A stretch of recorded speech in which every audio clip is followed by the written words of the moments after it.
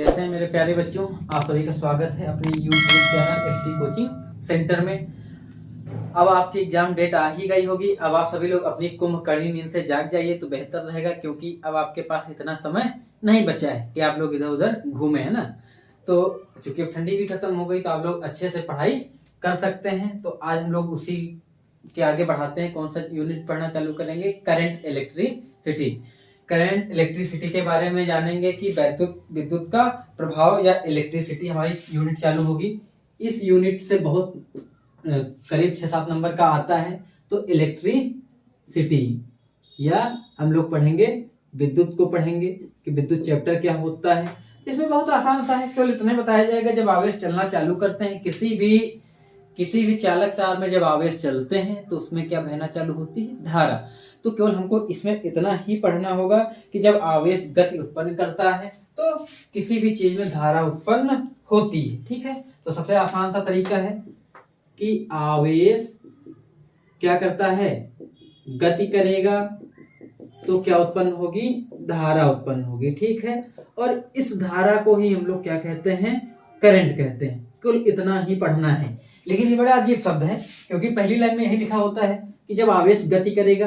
तो हमको सबसे पहली बात, हम लोग अगर शुरुआत से पढ़ना चालू कर रहे हैं, एक लर्निंग पॉइंट पे हैं, सीख रहे हैं, तो हमको यही नहीं पता होगा कि आवेश होता क्या है आखिर। तो हमको सबसे पहले यही सीखना पड़ेगा कि आवेश क्या है। तो हम लोग आवेश के बारे में जानना चालू करेंगे। फिर आवेश की वजह से धारा या करंट क्या होती है, तो हमको करंट को बारे में जानना सीखना पड़ेगा। और करंट कब होती है तो बताया जाएगा आवेश गति करता है। तो पूछा जाएगा कि आवेश गति कब करता है, तो हम लोग पढ़ेंगे कि जब विभवांतर लगा होता है। क्या लगा होता है? विभवांतर। तो याद रखना कि जब हम लोग क्या स्थापित करते हैं, यही 3 शब्द पूरा चैप्टर पढ़ेंगे कि विभवांतर स्थापित करते। तो विभवांतर को सीखना पड़ेगा कि विभवांतर स्थापित किया जाएगा तो आवेश मूव करेंगे, और जब आवेश मूव करेंगे तो करंट पैदा होगी। ठीक है, धारा उत्पन्न होगी। केवल इसी 3 को हम लोग पढ़ेंगे। यही 3 का कॉम्बिनेशन है कि विभवांतर उत्पन्न करने से आवेश गति करेंगे, और आवेश गति करेंगे तो करंट बहेगी। ठीक है, इसी को हम लोग पढ़ना चालू करेंगे। और सबसे पहले बात आती है कि विद्युत है क्या।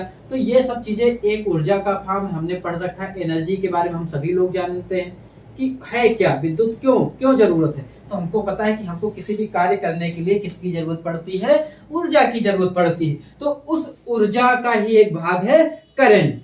ऊर्जा के बहुत सारे फॉर्म होते हैं। मैं डस्टर को कहीं फेंक के मार दूं तो किसी को जाके चोट पहुंचाएगी, तो इसके अंदर भी कार्य करने की क्या है? क्षमता है। तो किसी भी चीज में अगर कार्य करने की क्षमता होती है तो वो क्या है? ऊर्जा है। इस नेचर में जो कुछ भी दिख रहा है सब में क्या है? ऊर्जा है। और हमने पढ़ा था कि ना तो हम ऊर्जा को उत्पन्न कर सकते हैं, ना तो ऊर्जा को नष्ट कर सकते हैं। केवल ऊर्जा का रूपांतरण कर सकते हैं, ट्रांसफर कर सकते हैं, और उस ट्रांसफॉर्मेशन की प्रक्रिया के दौरान हमको कार्य प्राप्त होते रहते हैं। हम लोग जो बकायदा पहले पढ़ा चुके, 9th क्लास में भी पढ़ाया जा चुका है। ठीक है, तो ये क्या है? इलेक्ट्रिसिटी एक जो है नेचर में, इस नेचर में एनर्जी का एक फॉर्म है नेचर या प्रकृति। इस प्रकृति में जो ऊर्जा पाई जाती है, मैं सबसे पहले शुरुआत यहीं से करता हूं जब मैं पढ़ाना चालू करता हूं। तो इस नेचर में जो भी एनर्जी जिस फॉर्म में पाई जाती है उसी का क्या है? एक रूप है। तो नेचर में एनर्जी कैसे पाई जाती है तो आप लोगों को मैं बताना चालू करूंगा कि जो नेचर में एनर्जी है वो किसमें होती है? एक तो मैटर में एक मैटर के रूप में होती है, और दूसरी किसमें होती है? रेडिएशन में होती है। तो मैं सबसे पहला पढ़ना चालू करता हूँ मैटर, जिसको हम लोग कहते हैं द्रव्य। और सबने पढ़ लिया है द्रव्य कितने अवस्थाओं में पाया जाता है? 3 अवस्थाओं में हम लोग पढ़ ही लेते हैं। ठोस, दूसरा क्या पढ़ते थे? द्रव, तीसरा क्या पढ़ते हैं? गैस। चौथी और 5वीं अवस्था भी है प्लाज्मा और Bose Einstein. Plasma high temperature मतलब जो है अत्यधिक ताप और दाब पे पाई जाती है, high temperature and high pressure पे होती है। तो हम उसको ना पढ़ के केवल बताएंगे ठोस, द्रव और गैस, ये द्रव्य की अवस्थाएं होती हैं। तो ये मैटर जो है इन्हीं 3 अवस्थाओं में पाया जाता है। और इसके बाद दूसरा हम लोग पढ़ेंगे एनर्जी, और किस फॉर्म में आती है? रेडिएशन के फॉर्म में आती है। और इस रेडिएशन को हम लोग क्या कहते हैं? विकिरण कहते हैं। क्या कहते हैं? विकिरण कहते हैं। क्या कहते हैं? मैंने क्या लिख दिया? रेडिएशन। ठीक है, इसको हम लोग क्या कहते हैं? विकिरण कहते हैं। रेडिएशन को हम लोग क्या कहते हैं?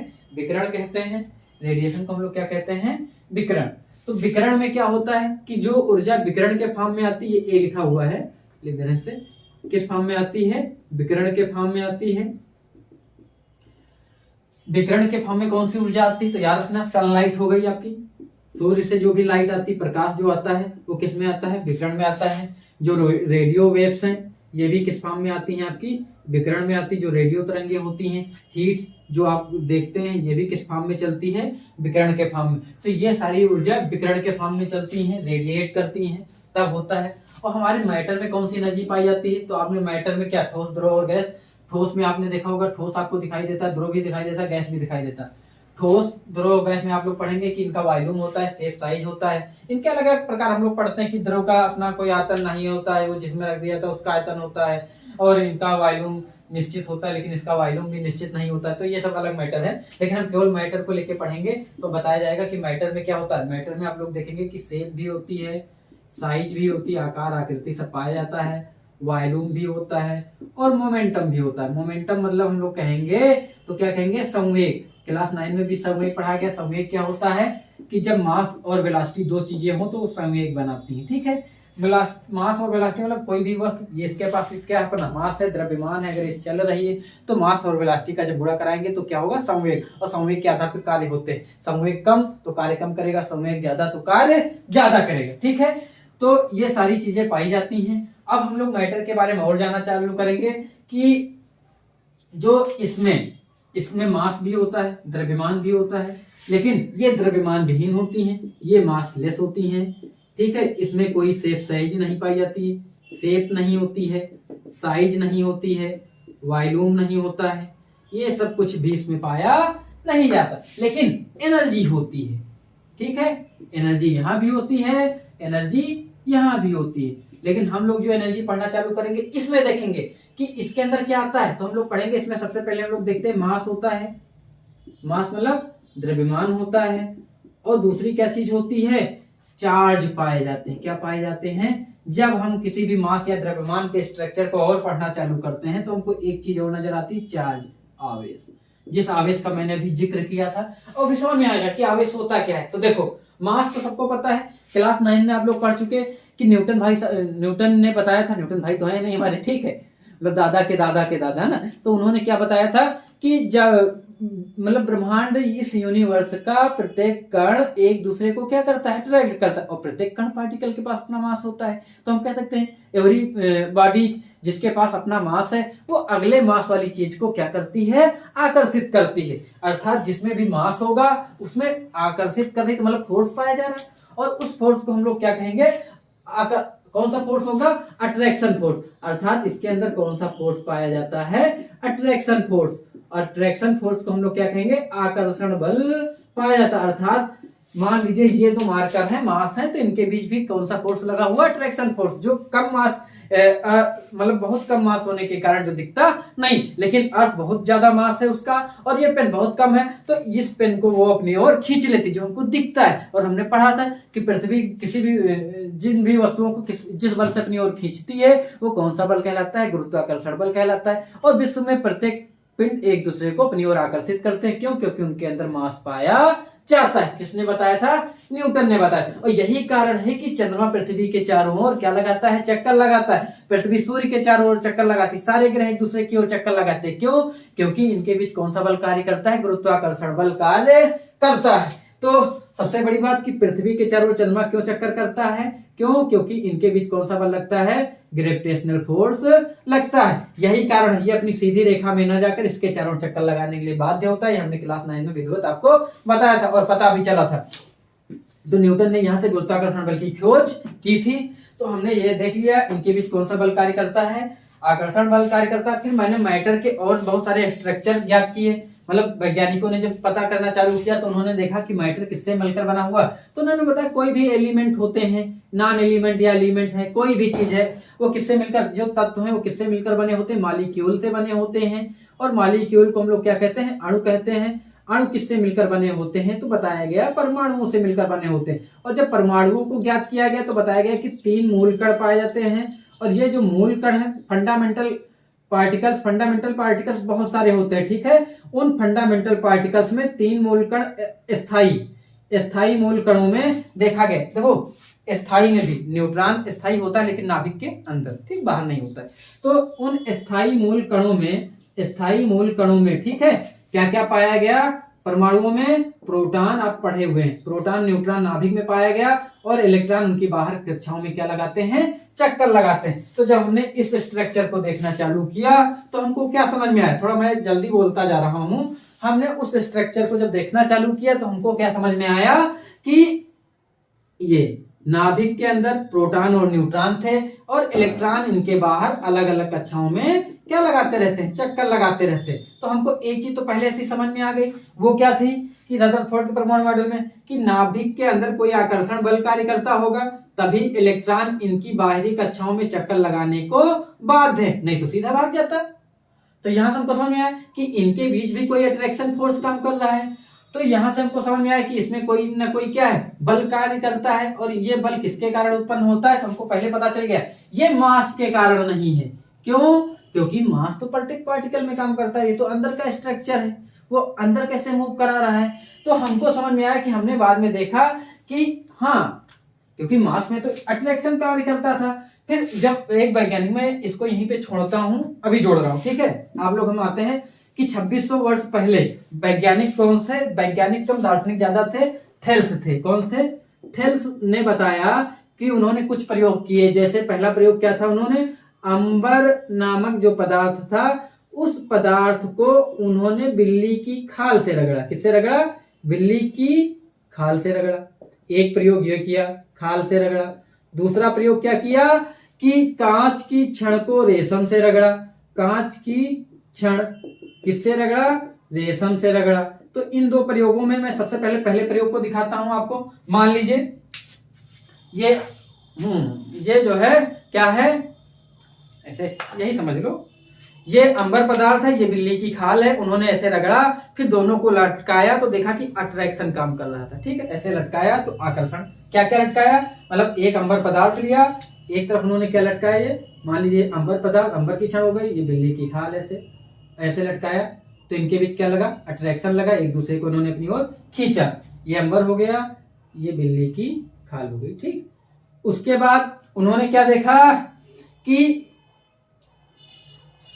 दूसरा उन्होंने क्या देखा कि उसी समान, मान लीजिए फिर अंबर की खाल को, नहीं सॉरी, अंबर को फिर बिल्ली की खाल से रगड़ा, फिर एक अंबर का पदार्थ लिया, बिल्ली की खाल से रगड़ा और दोनों अंबर को ही लटकाया, दोनों अंबर में ही देखा, ये भी अंबर, ये भी अंबर। अब ये एक दूसरे को भगा दिए, अर्थात इनके बीच क्या काम किया, प्रतिकर्षण। तो उनको क्या समझ में आया कि जब समान थे, समान क्या मतलब, देखो समान अंबर था और यहाँ पे असमान पदार्थ था, एक अंबर था, एक बिल्ली की खाल, तो अट्रैक्शन लग रहा है। ऐसे उन्होंने किसका प्रयोग किया, कांच की छड़ को रेशम से लगाया। तो फिर दो कांच की छड़ें ली, दोनों को रेशम से लगा, लटकाए, प्रतिकर्षण जब समान थे।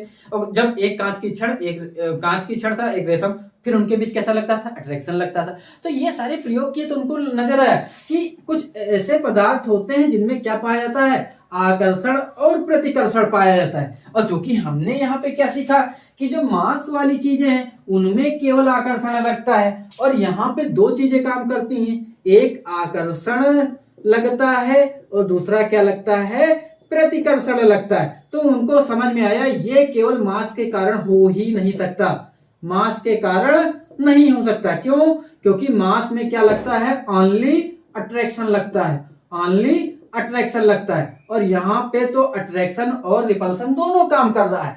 तो उनको समझ में आया कि स्ट्रक्चर के बारे में कि उस समय ऐसा खोज नहीं हुई थी, तो उन्होंने अंदाजा लगाया कि प्रकृति में कुछ पदार्थ पाए जाते हैं जिनमें आकर्षण और प्रतिकर्षण दोनों होता है। किसके कारण होता होगा, तो उन्होंने बताया कि इनके अंदर से इधर कुछ आता जाता है और उसी को उन्होंने क्या नाम दे दिया, आवेश नाम दिया। क्या नाम दिया, आवेश दिया, ठीक है। क्या नाम दिया गया, आवेश। तो आवेशन का प्रयोग सबसे पहले किसने किया, आवेशन का प्रयोग सबसे पहले किसने किया, तो आप लोग बताएंगे किसने किया, थेल्स ने किया, ठीक है। ये बात हमको भी समझ में आती है, ठीक है। इसके बाद जब स्ट्रक्चर का ज्ञान हुआ तो हमको समझ में आया कि सबसे बाहरी कक्षाओं में क्या होते हैं, इलेक्ट्रॉन चक्कर लगाते रहते हैं। अब मैं दो एटम्स को लेता हूं, मैं दो पदार्थ को रगड़ता हूं। मैंने फिर से पदार्थ अंबर की खाल को लिया, बिल्ली की खाल, अंबर पदार्थ को बिल्ली की खाल से रगड़ता, तो मुझको समझ में आता है कि सारे पदार्थ अणुओं से मिलकर बने हैं। अणु किससे मिलकर बने हुए हैं, परमाणुओं से मिलकर बने हुए हैं। और इसका मतलब मैं जब रगड़ना चालू करूंगा तो सबसे अच्छा बताओ संपर्क में क्या आएगा, पहले अणु आएंगे। अणु किससे मिलकर बना, परमाणु, तो इसके परमाणु संपर्क में आएंगे। और परमाणु के सबसे पहले संपर्क में कौन आता है? जो दरवाजे पे होता है कि जो कमरे में होता है? जो दरवाजे पे होता है। तो दरवाजे पे कौन है? इलेक्ट्रॉन। ये तो अंदर सब बैठे हुए हैं। तो इसका मतलब जब पदार्थ को रगड़ेंगे तो संपर्क में कौन आ रहा है? इलेक्ट्रॉन। अर्थात जब भी हम किसी दो पदार्थों को आपस में रगड़ते हैं तो उस रगड़ में कौन संपर्क में आया? इलेक्ट्रॉन आया। और मैंने ऐसे रगड़ा और रगड़े तो क्या हुए? बाहर के इलेक्ट्रॉन छटक सकते हैं। ऐसे रगड़ा, छटके, तो हो सकता है छटकने में क्या होगा कि कुछ इससे इस पर जा सकते थे या इस पदार्थ के इलेक्ट्रॉन इस पर जा सकते थे, ऐसा हो सकता था। तो इसका मतलब हमको क्या समझ में आया कि जब दो पदार्थों को रगड़ते हैं तो इलेक्ट्रॉन एक दूसरे पर छटक जाते हैं और इसी के छटकने के कारण एक दूसरे पे चार्ज आवेश आता है। ठीक है, लेकिन अब समझ में बात आती है कि आवेश होता क्या है। तो मैं फिर से पीछे की ओर लौटता हूं कि हमने क्या पढ़ रखा है कि प्रोटॉनों पर कितना आवेश होता है। हमने जब इसका अध्ययन किया तो हमने पहले से पढ़ रखे हैं आप लोग, ये मैं रिपीट करा दे रहा हूं। हमने पढ़ा था कि प्रोटॉनों पर कैसा आवेश होता है? धन आवेश होता है। प्रोटॉनों पर कैसा आवेश होता है? धन आवेश होता है। प्रोटॉन पर धन आवेश होता है और उस धन आवेश का मान कितना होता है? +1.6 × 10⁻⁻19 कूलाम। सी से क्या होता है? कूलाम होता है। ये वैज्ञानिक कूलाम के सम्मान में इसकी यूनिट रखी गई। और जो इलेक्ट्रॉन होता है, इलेक्ट्रॉन पर आवेश उतने का माइनस होता है, ऋण होता है। इस पे कितना हो गया? -1.6 × 10⁻19 कूलम।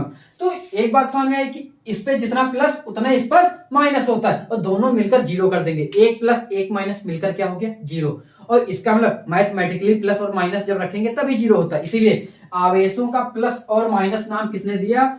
आवेशों का नामकरण कैसा? प्लस और माइनस किसने दिया? बोलो। ये दिया बेंजामिन फ्रैंकलिन ने दिया। किसने दिया? बेंजामिन फ्रैंकलिन ने दिया। याद रखेंगे आप लोग, बेंजामिन फ्रैंकलिन ने दिया। क्या बताया कि प्लस आवेश एक दूसरे को रिपल कर देंगे। क्या कर देंगे? एक दूसरे को रिपल कर देंगे। और माइनस ये भी समान प्रकार के आवेश हैं, एक दूसरे को क्या कर देंगे? रिपल कर देंगे। प्लस और ये जो माइनस है ये एक दूसरे को आकर्षित करेंगे। तो यहां से नियम बनाया कि समान प्रकार के आवेश एक दूसरे को आकर्षित करते हैं और विपरीत प्रकार के आवेश एक दूसरे को प्रतिकर्षित करते हैं। तो जो हम यहाँ पे जाता था तो हमको क्या समझ में आया कि जो इलेक्ट्रॉन जाते हैं, लेकिन अब कौन सा धन कहा गया? तो हमको समझ में आया कि इलेक्ट्रॉनों पे जो आवेश होता है उसको हम लोग क्या कहते हैं? माइनस कहते हैं। अर्थात इससे कोई माइनस चला जाए तो हम लोग क्या कहेंगे? मान लीजिए मैं सबसे पहले प्रक्रिया समझाता हूं, आपको आराम से समझ में आएगा। मैंने कहा सामान्य अवस्था में परमाणु उदासीन होता है। कैसे उदासीन? न्यूट्रॉन पे कोई भी आवेश नहीं होता है, न्यूट्रॉन तो उदासीन ही होता है। अब मान लीजिए यहाँ पे 10 प्रोटॉन होते नाभिक के अंदर, तो हम कहते हैं एक प्रोटॉन पर एक आवेश, तो इस पर टोटल कितने आवेश हो गए? 10। यहाँ पे अगर जितने प्रोटॉनों की संख्या होती सामान्य अवस्था में परमाणुओं में उतने ही इलेक्ट्रॉन होते हैं, तो इलेक्ट्रॉन भी कितने होंगे? 10 होंगे। तो ये 10 माइनस 10 प्लस और 10 माइनस जोड़ेंगे मिलके हमारा कितना हो जाएगा? 0 हो जाएगा। 0 मतलब क्या हुआ? उदासीन। अर्थात सामान्य अवस्था में परमाणु हमारा कैसा होगा? उदासीन होगा। लेकिन हमने कहा एक इलेक्ट्रॉन यहां से छिटक कर हमारा बाहर चला गया, ये इलेक्ट्रॉन हमारा फ्री हो चुका है। जैसे जिस प्रक्रिया के द्वारा हुआ हमको नहीं पता, हमने कहा यहां से चला गया। तो अब इसके पास इलेक्ट्रॉन कितने बचे? तो हमको बात समझ में आई कि अब इसके पास इलेक्ट्रॉन कितने बचे? हमने कहा इलेक्ट्रॉन बचे कितने? 9 बचे हैं। प्रोटॉन कितने? 10। अब एक हमारा प्लस का बचा, इसका मतलब अब परमाणु पर कितना का आवेश आ गया है? 1 प्लस का है। प्लस को हम लोग क्या कहेंगे? धन हिंदी में कहते हैं। इसका मतलब 1 का धन आवेश आया। ठीक है, अर्थात हमारा परमाणु कैसा है? धनावेशित। धनावेशित परमाणु कब हुआ? जब कोई इलेक्ट्रॉन निकलता है। तो हमने एक नियम याद कर लिया कि जब भी परमाणु से इलेक्ट्रॉन निकलता है तो वह परमाणु कैसा हो जाता है? धनावेशित हो जाता है। जिस पर गया, हमने कहा जिस पर भी गया उस पर हमने कहा कि 10 प्रोटॉन थे, 10 इलेक्ट्रॉन थे, मिलके 0 हो रहे थे। लेकिन जब गए तो 10 की जगह इलेक्ट्रॉन कितने हो गए? 11 हो गए। अब माइनस का 1 हो गया। तो हमको यहाँ पे क्या समझ में आया कि वो ऋणावेशित हो गया। ठीक है, कितने का ऋणावेशित? 1।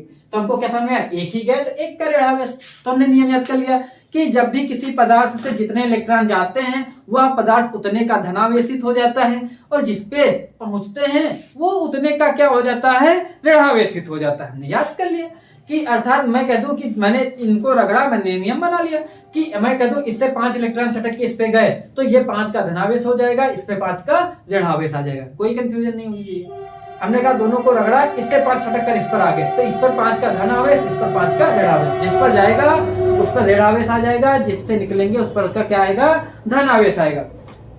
ठीक है, फिर अगला नियम कि जब भी कोई इलेक्ट्रॉन आपस में बाई रबिंग के द्वारा भी आवेशित किए जाते थे, जो बिल्ली की खाल ये सब पहले प्रयोग हो चुके थे। लेकिन अगली बात हमको ये समझ में आती है कि हम कभी भी आधा इलेक्ट्रॉन नहीं निकाल सकते, इलेक्ट्रॉन पूरा निकलता है, आधा इलेक्ट्रॉन तोड़ा नहीं जा सकता। अर्थात जब भी किसी पदार्थ से इलेक्ट्रॉन निकलेंगे, 1 निकलेगा, 2 निकलेगा, 3 निकलेंगे, 4 निकलेंगे, 5 निकलेंगे, आधा इलेक्ट्रॉन नहीं निकाल सकते, 1.5 नहीं निकाल सकते, 2.5 नहीं निकाल सकते। अर्थात जब भी किसी, तो आवेश कैसे निकलेंगे, हम कह देंगे अगर 1 इलेक्ट्रॉन गया तो 1 आवेश, 2 गए तो 2 आवेश, 3 गए तो 3 आवेश, जितने निकलेंगे। 1.5 2.5 में नहीं निकाल सकते, 1.5 p गलत, 2.5 p गलत, मतलब ऐसे नहीं निकाल सकते। ऐसे डाट डाट करके हम कहते हैं n इलेक्ट्रॉन निकले तो कितने आवेश निकले, n ही हो गया। तो इसका यहाँ से हमको क्या समझ में आया कि जो आवेश होता है वो क्या होता है, Q बराबर Ne। n क्या है, नंबर ऑफ इलेक्ट्रॉन, जितने इलेक्ट्रॉन निकलते हैं। n क्या है, इलेक्ट्रॉनों की संख्या। ठीक है, कौन से इलेक्ट्रॉन, निकले इलेक्ट्रॉनों की संख्या, निकले या आए ना, इलेक्ट्रॉनों की संख्या। ठीक है, स्थानांतरित इलेक्ट्रॉनों की संख्या। तो और E क्या है, इलेक्ट्रॉन पे चार्ज कितना होता है, -1.6 × 10 - 19 कूलम। अगर हम कहते हैं 2 इलेक्ट्रॉन निकले तो हम 2 से गुणा करा देंगे, 3 निकले 3 से, 4 करेंगे तो 4 से। तो इस प्रकार पूर्ण गुणज में निकलेगा, इसलिए पूर्ण गुणज में निकलता है। अर्थात जब भी किसी भी पदार्थ से इलेक्ट्रॉन निकलेंगे तो कैसे निकलेंगे, उनके पूर्ण गुणज। पूर्ण गुणज मतलब 1 2 3, ये इसी को हम कहते हैं पूर्ण गुणज। अर्थात कैसे निकलते हैं, पूर्ण गुणज।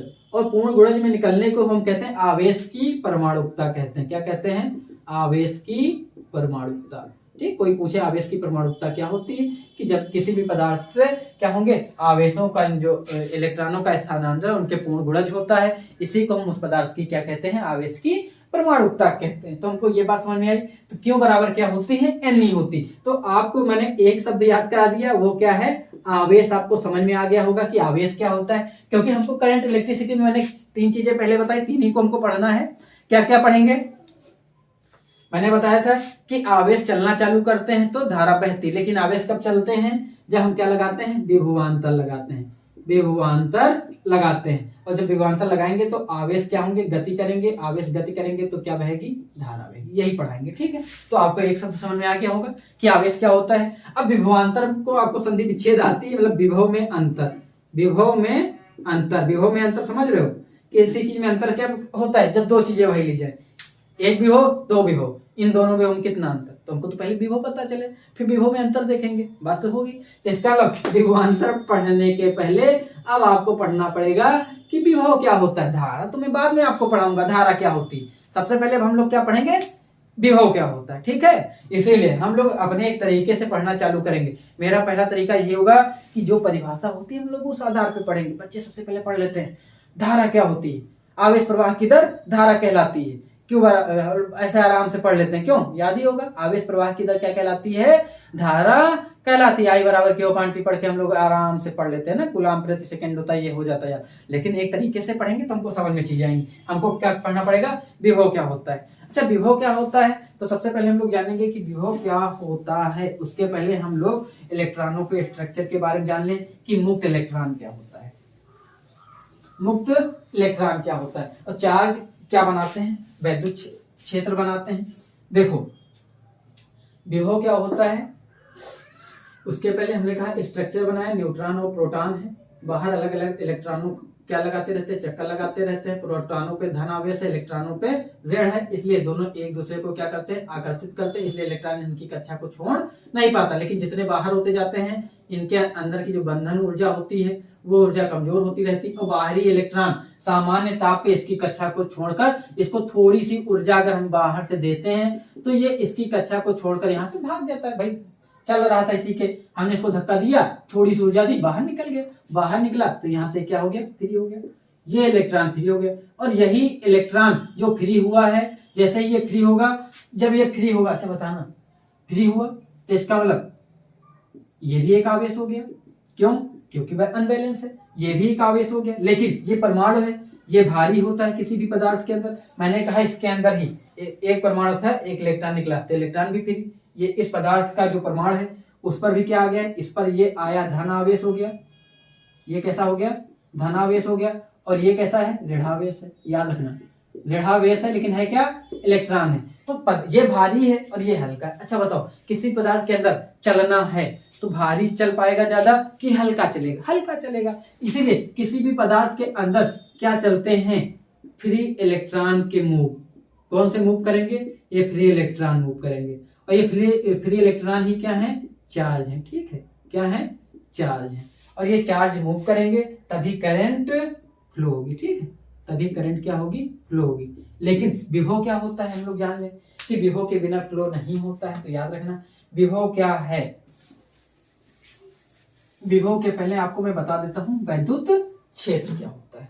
तो याद रखना कि कोई भी आवेश अपने चारों ओर वैद्युत क्षेत्र बनाता है। मान लीजिए प्लस आवेश है तो प्लस आवेश जो अपने चारों ओर वैद्युत क्षेत्र कैसा बनाता है? तो वैद्युत क्षेत्र होता क्या है? याद रखना वैद्युत क्षेत्र को हम कैसे पता लगाएंगे? हम वैद्युत क्षेत्र को पता लगाने के लिए एक परीक्षण आवेश लेके आते हैं और वो परीक्षण आवेश को हम Q0 या Q ऑब्जेक्टिव कहते हैं। इस परीक्षण आवेश को जब हम लाते हैं, मान लीजिए यहाँ पे जैसे ही लाया हमने, इस जगह पे इसको लेके आए तो ये एक बल का अनुभव करे। बल कैसा? अगर ये भी प्लस है ये भी प्लस है तो ये सामान्य सी बात है, आप यहाँ पे लेके आएंगे इसको प्रतिकर्षण लगेगा, बाहर की धक्का। तो जिस बाउंड्री से उसको ऐसा लगना चालू हो जाए, ऐसे ऐसे लाके हमने देखा, तो वो पूरा क्षेत्र क्या कहलाएगा? उसका वैद्युत क्षेत्र कहलाएगा। तो हम क्या कहेंगे कि किसी आवेश, ये आवेश हो गया, इस आवेश के चारों ओर का वह क्षेत्र जहां कोई अन्यत्र आवेश, अन्यत्र ये अन्य आवेश, अन्यत्र का मतलब अन्य आवेश लाने पर वो क्या करे? हमने जब प्लस ही लेके आया तो कैसा अनुभव कर रहा था? सॉरी, प्रतिकर्षण का।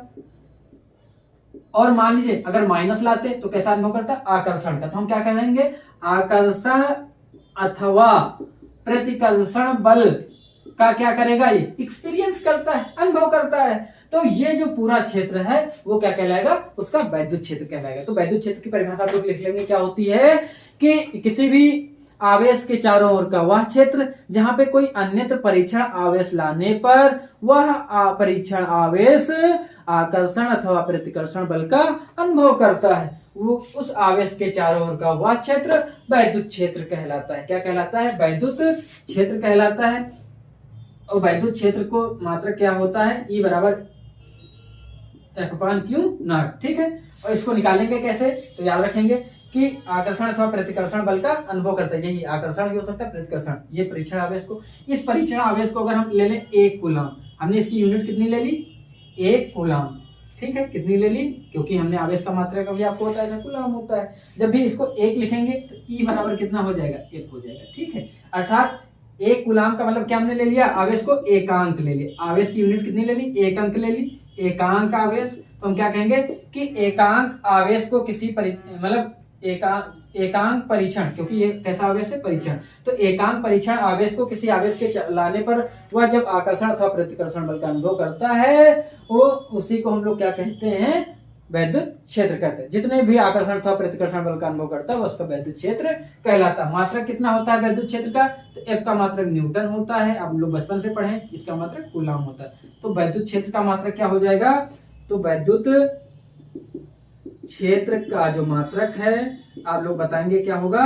न्यूटन प्रति कूलम होगा। क्या होगा? न्यूटन प्रति कूलम होगा। हमने यहाँ से इसको देख लिया। ठीक है, अब देखो आकर्षण अथवा प्रतिकर्षण बल का अनुभव किया। यहाँ से हमको एक चीज और समझ में आ गई।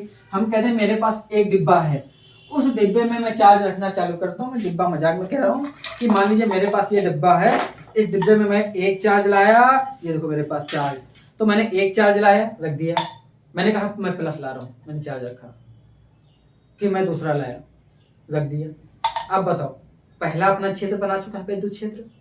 अब जब दूसरा प्लस ही जाएगा उसको ढकेलेगा, लेकिन उसके बाद इतनी ताकत नहीं कि उसको ढकेल पाए। अब 2 नीचे पहुंच गए, अब मैं तीसरा डालूंगा, अब 2 मिलके तीसरे को ढकेलने का प्रयास करेंगे कि नहीं आने देंगे। लेकिन शुरुआत में आराम से ऐसे ऐसे जाते रहते, और एक समय ऐसा था कि भर चुका होता है ये डिब्बा आवेशों से। अब इसके अंदर इतनी स्ट्रेंथ आ जाता है कि अगले को जाने नहीं देता। मैं इसको यहीं पिला रहा हूँ, ये ढकेले जा रहा, नहीं जाने दे रहा, मैं दबा रहा हूँ, मैंने दबा के इसको यहाँ पे रख दिया, यहाँ तक ही ले आए। लेकिन कब तक रखा हुआ? जब तक मैं इसको बाहर से ऊर्जा दी हूँ। जैसे ही मैं इसको बाहर हाथ हटाऊंगा अपना, बाहर ढकेल दे। जैसे कैसे? जैसे धनुष बाण में तीर खींचते रहते, जैसे मैं छोड़ता हूँ भाग जाता है, तो मैं उसको खींच के उसकी ऊर्जा बढ़ा रहा होता, तो इसकी स्थितिज ऊर्जा बढ़ाता हूँ। मैं इसको ऊपर उठा रहा हूँ, जितना ऊपर उठाऊंगा छोड़ूंगा फिर नीचे चला जाएगा। तो भी इस प्रकार मैं ऊर्जा बढ़ाता हूँ, तो यहाँ भी ऐसे हो गया। लेकिन वहां हवा में चलता है, यहाँ पे हवा में नहीं चल सकते। चार्ज के आवेशों का चलने का अपना एक तरीका होता है, वो जहां चलेंगे वैसे ही चलेंगे। आवेश कहाँ चलते हैं मैं अभी बता दूंगा। आप लोग आवेश कहाँ चलते हैं, तार में जैसे चलते हैं, चालक पदार्थ में चलते हैं। तो मैं तार के द्वारा जैसे जोड़ूंगा, ये आवेश इसको धक्का देके भगा देगा। और जब भी आवेश मूव करेगा, क्यों, क्योंकि इतने दबा के रखे गए हैं, अगले आवेश इनको धक्का देंगे और सब निकलने का बाहर प्रयास करते हैं। लेकिन वायु में नहीं चल सकते, तो वायु नहीं निकलेंगे। लेकिन जब मैं तार लगाऊंगा, तार एक माध्यम मिल जाएगा चलने के लिए, और वो उससे निकल के बाहर भागने लगेंगे। जैसे पानी, पाइप टंकी ऊपर रखी होती, पाइप लगाते हैं, पाइप के द्वारा पानी आता रहता है। ऊपर से इतना प्रेशर होता है कि उसको ढकेलता रहता है, पानी आता रहता है। लेकिन पाइप ऊपर हो, पानी नीचे हो तो नहीं आएगा। क्यों, क्योंकि उसमें प्रेशर नहीं, पानी नीचे दबा रहा है और वो नीचे आता जा रहा है। ठीक है, तो हमको ये चीजें समझ में आ गई कि दबा के हमने रखा। तो यहां से हमको क्या समझ में आया कि जब शुरुआत में क्या होता है कि हम आवेश को आराम से रखते चले जाते हैं, लेकिन बाद में क्या होता है कि जो पहले के आवेश हैं उनको धक्का देना चालू कर देते हैं। और जब धक्का देना चालू कर देते हैं, अर्थात जब किसी पहले अनावेशित वस्तु को आवेश देते हैं तो आवेश ले लेती है, लेकिन बाद में वो क्या करने लगती है, इसको प्रतिकर्षित करने लगती है। अर्थात जब हम बाहर से फिर उसको आवेश देते हैं तो हमको कुछ कार्य करना पड़ेगा। भाई धक्का दिया तो हमको क्या करना पड़ा, कार्य करना पड़ा। और मैंने इसमें दबा के बहुत सारे आवेश रख दिए, ये बैटरी हमारी तैयार हो गई। अब हमको जब जरूरत पड़ेगी तो हम बैटरी में तार जोड़ेंगे और तार जोड़ के मोबाइल लगाएंगे, पंखा लगाएंगे, कुछ भी लगाते हैं और हमारा कार्य होता है। यही तरीका है, आवेश हम केवल दबा के उसके अंदर भर देते हैं। ठीक है, जब बहुत ज्यादा भर देते हो, जैसे जब करंट बहना चालू होती, किसमें, जब हाई टेंशन लाइट होती, तो जब भरते हैं तो इसके अंदर टेंस आता है, तनाव आता है। तो जब तनाव के कारण, तनाव इतना ज्यादा है, खींचते हो धनुष बाण उसमें भी तनाव आता है, छोड़ते हो तनाव हटता है, भागती है, तो इसके अंदर भी तनाव आ रहा है। लेकिन बहुत ज्यादा तनाव आ जाए तो हाई टेंशन हो जाएगा, हाई टेंशन हो जाएगी। जैसे जब 14 तार वाली लाइट होती है वो कैसी होती है, उसको हाई टेंशन लाइट कहते हैं। क्यों, क्योंकि उसके अंदर का टेंशन बहुत हाई होता है। ठीक है, तो ये बात हमको समझ में आ गई। अर्थात शुरुआत में कोई भी आवेश ले लेती है, लेकिन बाद में आवेश नहीं लेती। और उसके बाद जब हम उसको आवेश, पहले के आवेश उसको क्या करते हैं, प्रतिकर्षित करते हैं। उस प्रतिकर्षण बल के विरुद्ध हमको कुछ कार्य करना पड़ता है, और वही जो कार्य है हमको क्या, वही किया गया कार्य ही क्या कहलाता है, वैद्युत विभव कहलाता है। तो हम लोग सबसे पहले वैद्युत विभव को जानेंगे कि हमारा जो वैद्युत विभव है, वैद्युत विभव को हम लोग क्या कहेंगे, इलेक्ट्रिक पोटेंशियल कहेंगे, इलेक्ट्रिक पोटेंशियल कहेंगे। और इलेक्ट्रिक पोटेंशियल